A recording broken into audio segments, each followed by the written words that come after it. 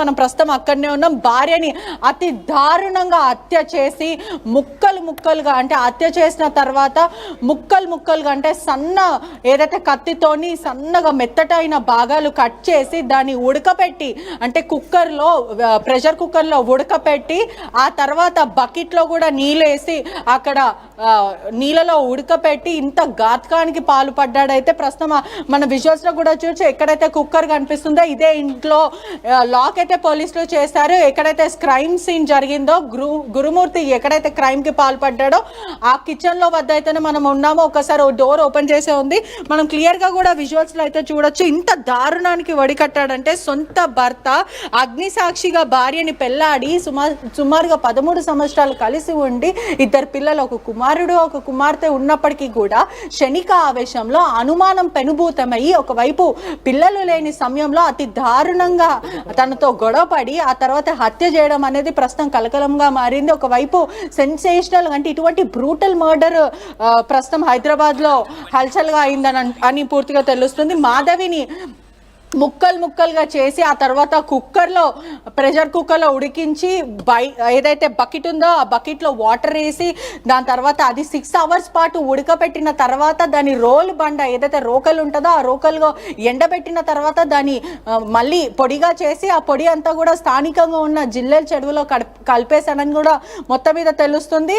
ప్రస్తుతం మనం విజువల్స్ లో చూస్తున్నట్టయితే ఏదైతే కుక్కర్ కనిపిస్తుందో ఈ కిచెన్ రూమ్ దగ్గర కూడా చాలా దుర్వాసన వస్తుంది. అంటే ఎక్కడైతే మార్చరీలో కానీ లేకపోతే ఇంత పోస్ట్ మార్టం చేసే దగ్గర అంత దుర్వాసన వస్తుంది. కెమెరామెన్ కూడా నోటికి బట్ట కట్టుకున్న సిచ్యువేషన్ అయితే ఇక్కడ కనిపిస్తుంది. పక్కా ప్లాన్ గా పండగ రోజు 14 రోజుల్లో వాళ్ళు సినిమా చూశారు, సంక్రాంతికి వస్తున్నామంటూ ఆ సినిమా చూశారు. ఆ తర్వాత అక్కడి నుంచి సినిమా నుంచి కుటుంబ సభ్యులు ఎవరైతే 2 పిల్లలు ఉన్నారో వాళ్ళని అమ్మమ్మ వాళ్ళ ఇంటికి పంపించాడు. అక్కడి నుంచి భార్యాభర్తలకు ఇద్దరికి ఘర్షణ చోటు చేసుకుంది, ఇద్దరి మధ్యలో కూడా గొడవ జరిగింది. ఆ తర్వాత తాళిని తీసుకొని భార్య మొహం మీద నేలకి కొట్టడంతో గురుమూర్తికి కోపం వచ్చింది. క్షణిక ఆవేశంలో తల మీద బాదాడు. 2 సార్లు బాదడంతో స్పాట్ అక్కడనే చనిపోయింది. ఆ తర్వాత బాడీని మాయం చేయాలని అనుకున్నాడు. అంటే అతను ఒకవేళ సొంత భార్య అయినప్పటికీ కూడా హాస్పిటల్ తీసుకెళ్లడమో కానీ లేకపోతే అక్కడి నుంచి పోలీసులకి కంప్లైంట్ ఇవ్వడం కానీ ఇటువంటివి చేయకుండా ఆర్మీ ఆఫీసర్ కాబట్టి హ్యూమన్ ఇంటెలిజెన్స్ తెలివి వాడి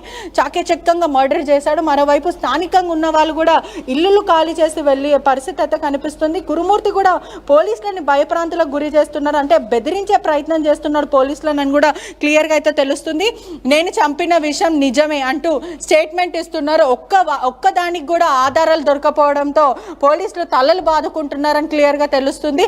ఇంట్లో ఉన్న 2 కత్తులు, కుక్కర్, హీటర్, బకెట్ ఇవన్నీ కూడా అన్ని వస్తువులను కూడా ఫినాల్తో కడిగాడు అంటూ చెప్తున్నారు. ఫారెన్సిక్ వాళ్ళతో క్లూస్ టీమ్స్తో కూడా తనిఖీలు చేసినప్పటికీ కూడా ఒక్క ఆధారాలు కూడా దొరకలేవు. ఒక్క బ్లడ్ స్టెయిన్ దొరకకపోవడం కూడా చాలా విచిత్రంగా అనిపిస్తుంది. ఇటువంటి కేసు మా 30 ఏళ్ళ ఎక్స్పీరియన్స్లో ఒక్కసారి కూడా మేము చూడలేమంటూ పోలీసులు చెప్తున్నారు.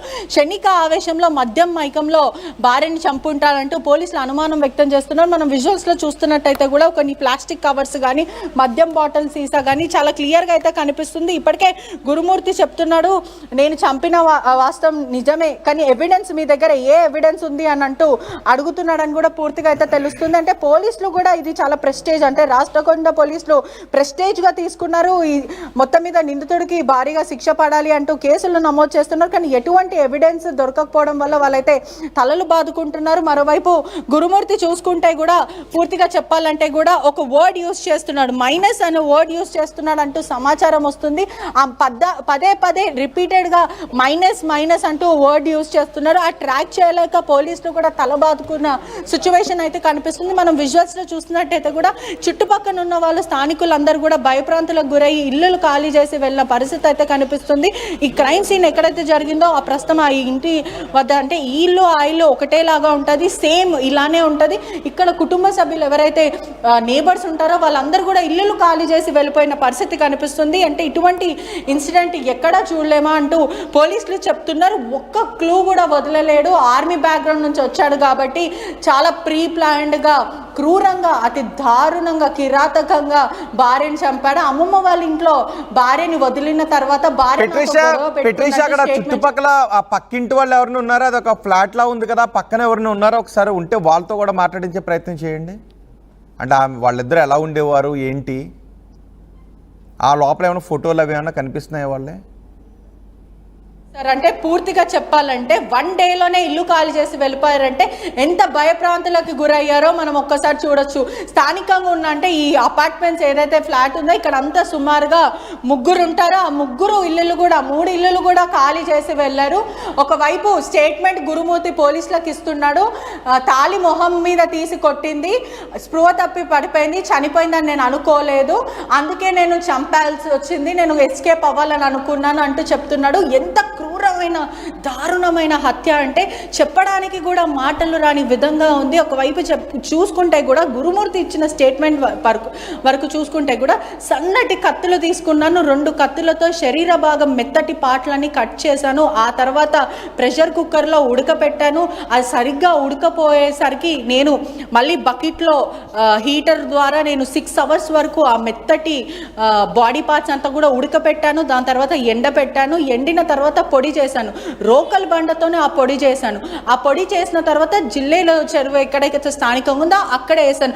మరో సంచలనమైన విషయం ఏంటి అని అంటే ముందుగా ఈ క్రైమ్ సీన్ అంతా చేయకముందు అతను సినిమాలు చూశాడంట, ఏదైతే క్రైమ్ సీన్కి సంబంధించిన మూవీసే కానీ లేకపోతే దృశ్యం మూవీ చూశాడంట. ఇటువంటి క్రైమ్ నుంచి ఎలా ఎస్కేప్ అవ్వాలంటే యూట్యూబ్ వీడియోస్లో సెర్చ్ చేయడం, ఆ తర్వాత పూర్తిగా ఇన్వెస్టిగేట్ చేసుకోవడం, దాన్ని ఎలా చేయాలో ప్రీ ప్లాన్గా పగడ్బందీగా ప్లాన్ చేసుకొని భార్యను అతి దారుణంగా హత్య చేశాడు. మరో విషయం ఏంటంటే హత్య చేయకముందు కుక్క మీద ట్రయల్ చేశాడంట, అంటే కుక్కని చంపాడంటూ సమాచారం ఇప్పుడే అందుకుంటుంది. ఒకవైపు కుక్కని అతి దారుణంగా హత్య చేసి కుక్కని మాయం చేసిన తర్వాతనే మనిషిని మాయం చేయొచ్చు అని ప్రీ ప్లాన్గా ఒక సైకో కిల్లర్ లాగా బిహేవ్ చేసి పూర్తిగా కుక్కని చంపేసి దాన్ని మాయం చేసిన తర్వాత భార్యని అతి దారుణంగా దాని తర్వాత తన బాడీని అంతా కూడా మాయం చేసే ప్రయత్నం చేశాడు. ఏం తెలియని నంగనాచిలాగా ఏం తెలియనట్టు కుటుంబ సభ్యులతో పోలీస్ స్టేషన్ వెళ్ళి మీర్పేట్ పోలీస్ స్టేషన్కి వెళ్ళి నా భార్య కనిపించట్లేదు, 14 రోజు మేము సినిమా చూసాము, సంక్రాంతికి వస్తున్నాం వెంకటేష్ మూవీ చూసాము, పిల్లలని అమ్మమ్మ వాళ్ళ ఇంటికి వెళ్ళారు, ఆ తర్వాత మా ఇద్దరి మధ్యలో గొడవ జరిగింది, తను ఎక్కడికి వెళ్ళిపోయిందో నాకు తెలియదు అంటూ ఇలా ఏం తెలియనట్టు డ్రామా చేసి వాళ్ళ ఒకవైపు కూతురు ఎవరైతే కూతురు ఉందో కూతురు వెళ్ళిపోయింది అని ఆవేదన వ్యక్తం చేస్తుంటే ఎక్కడికన్నా వెళ్ళిపోయిందేమో. పోలీసులు ఇప్పుడు సీన్ రీకన్స్ట్రక్షన్ చేసి లేదంటే అతను ఎక్కడైతే బుగ్గి చేసి చెరువులో కలిపేశాడో అక్కడ ఏదైనా సాక్ష్యాలను సేకరించే పనిలో ఉన్నారా? పోలీసులకు ఏదైనా క్లూస్ దొరికాయా? అక్కడ రక్తపు మరకలు కానీ ఆ క్లూస్ టీమ్కి? ఎస్, ఖచ్చితంగా ఇప్పుడు చూసుకుంటే కూడా పోలీసులకి ఒక్క ఎవిడెన్స్ కూడా దొరకలేదు అని అంటే ఎంత సైకో కిల్లరో అనేది క్లియర్గా కనిపిస్తుంది. ఇప్పటికే చెరువు దగ్గర గజ ఈతగాలతో సహా చాలామంది వెళ్ళి వెతకడం జరిగింది. ఒక్క మాంసపు ముద్ద కానీ లేకపోతే అతనికి మహిళకి చనిపోయిన మహిళకి సంబంధించిన క్లూస్ ఏమైనా దొరుకుతాయేమో అని ఇంట్లో కానీ ఒకవైపు చెరువులో కానీ గాలింపులు చేశారు, ఒక్కటి కూడా దొరకని పరిస్థితి కనిపిస్తుంది. ఒక్కసారి పోలీసులు అంటే ఆ ఇల్లు ఈ ఇల్లు ఒకటేలాగా ఉంటుంది కాబట్టి నేను ఒకసారి మీకు చూపించే ప్రయత్నం చేశాను.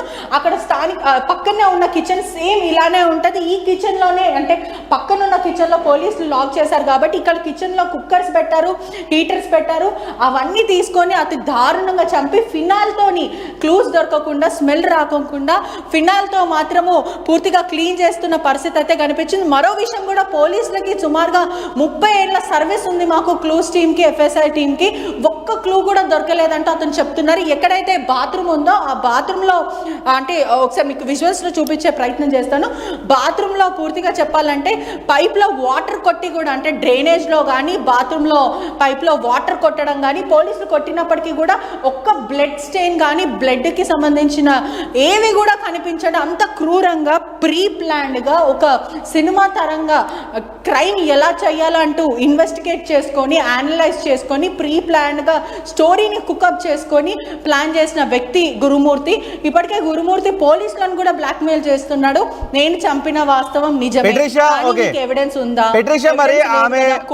అతను చంపినప్పుడు ఖచ్చితంగా అతన్ని బట్టల పైన రక్తపు మరకలు పడతాయి, ఆమె బట్టల్లో రక్తపు మడుగులో ఉంటాయి. మరి వీటిని ఏం చేశాడు? వీటిని ఉడకబెట్టాడు సరే, ఆ కత్తుల్ని ఏం చేశాడు? ఆ బట్టల్ని ఏం చేశాడు?